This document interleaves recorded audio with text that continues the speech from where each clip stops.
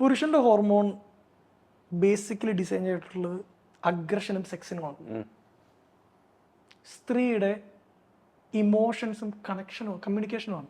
അതുപോലെ പുരുഷന് വേണ്ടി തലച്ചോറിൽ ഡെഡിക്കേറ്റ് ചെയ്തിട്ടുള്ള സെക്സിന്റെ സ്പേസ് ഇത്രയാണെന്ന് എഴുതിക്കോ നിങ്ങൾ. വെറുതെ ഒരു വലിപ്പം, ഇത്രയും വലിപ്പം ഉണ്ടെന്ന് കരുതാ.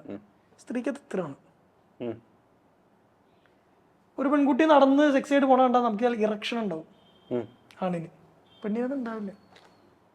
അതുകൊണ്ട് ഞാൻ ആൺകുട്ടികളോട് പറയും, ബസ്സിലിരിക്കുമ്പോൾ നമ്മൾ മുട്ടി കേൾക്കുന്നു, ചേർന്നൊക്കെ പിടിക്കുന്നു എന്ന് പറയുമ്പോൾ ദേ ഹേറ്റ് ഇറ്റ് മാൻ. കാരണം അവർക്ക് അതിനുള്ള അത് എൻജോയ് ചെയ്യാനുള്ള അത്രയും വലിപ്പം ഉണ്ട്. പക്ഷെ ചില മൊമെന്റുകളിലേ അതുള്ളൂ. പിന്നെ ഹൈപ്പർ സെക്ഷൽ ആയിട്ടുള്ള ആണുങ്ങളും പെൺപിള്ളേരും ഉണ്ടാവും. പക്ഷെ നിങ്ങളൊരു 90% എടുക്കുകയാണെങ്കിൽ അനുവാദമില്ലാത്ത സ്പർശനങ്ങൾ ബാഡ് ടച്ച് ആണ്.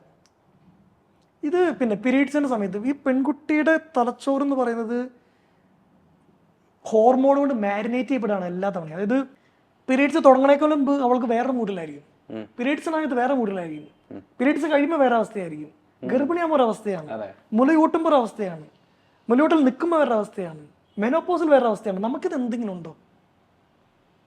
It's a struggle to be a woman. എളുപ്പമല്ല ഒരു പെണ്ണായിരിക്കാന്ന് പറയുന്നത്. ഇതാണ് ഞാൻ മനസ്സിലാക്കിയിട്ടുള്ളത്.